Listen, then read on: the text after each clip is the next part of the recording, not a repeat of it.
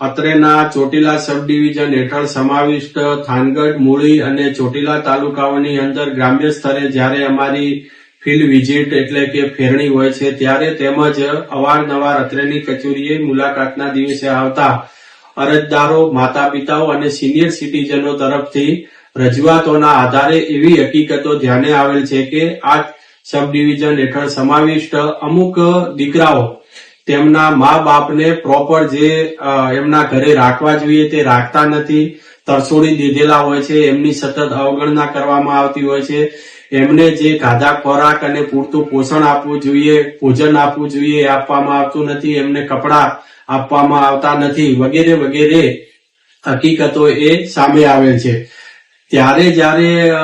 Senior citizen અને માતા પિતાને જે એક એમના હક અને રક્ષણ માટેનો જે કાયદો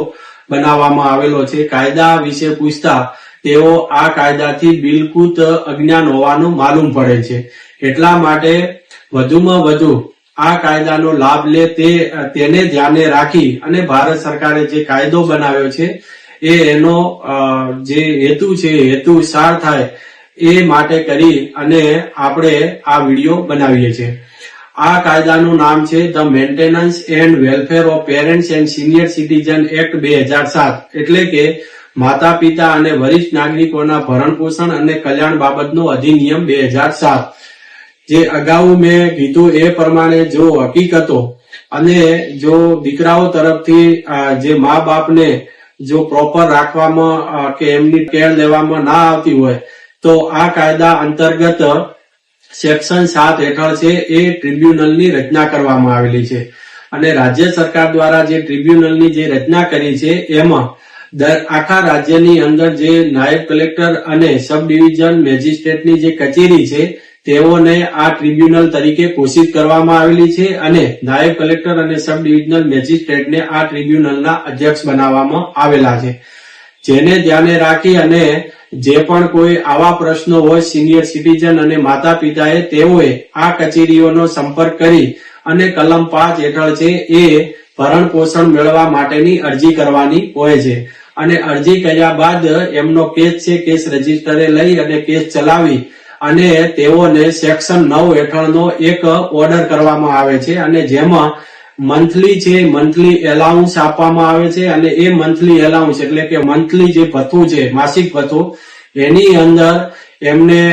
ખાધા ખોરાકી એટલે કે ભરણ પોષણ, એમના કપડા માટે અને એમને તબીબી સારવાર માટેનો ખર્ચો વગેરે તમામ બાબતોનો સમાવેશ કરવામાં આવે છે। આ હુકમ મુજબ જો તેમના દીકરાઓ પાલન ન કરે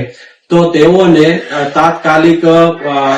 એની અરજી કરવાની હોય છે નાયબ કલેક્ટરને અને અરજીને ધ્યાને રાખી અને તાત્કાલિક વોરંટ ઇસ્યુ કરવામાં આવે છે અને જે મહિના માટે ભરણ પોષણ આપવામાં ન આવ્યું હોય એ મહિના પૂરતા એઓને જેલમાં પણ મોકલવામાં આવતા હોય છે। જેથી આ કાયદો છે એ કાયદો ખૂબ જ માતા પિતા અને સિનિયર સિટીઝનોના એમના કલ્યાણને ધ્યાનમાં રાખી અને એમને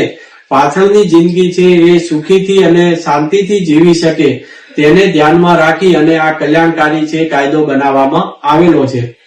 જેથી આ કાયદાની અજ્ઞાનતાના લીધે ઘણા બધા મા બાપને તેઓના દીકરાઓ તરછોડતા હોય છે અને આવી રીતે હેરાન પરેશાન થતા હોય છે છતાં પણ અજ્ઞાનતાના લીધે આનો લાભ લઈ શકતા નથી। જેથી કરી અને આ ચોટીલા સબ ડિવિઝનની હેઠળ સમાવિષ્ટ જે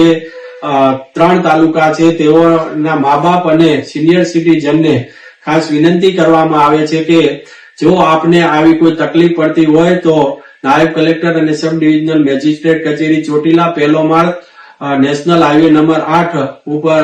જે કચેરી આવેલી છે ત્યાં આવી અને આપ સેક્શન 5 હેઠળ અરજી કરો છો જેથી આપને પૂરેપૂરો ન્યાય મળશે।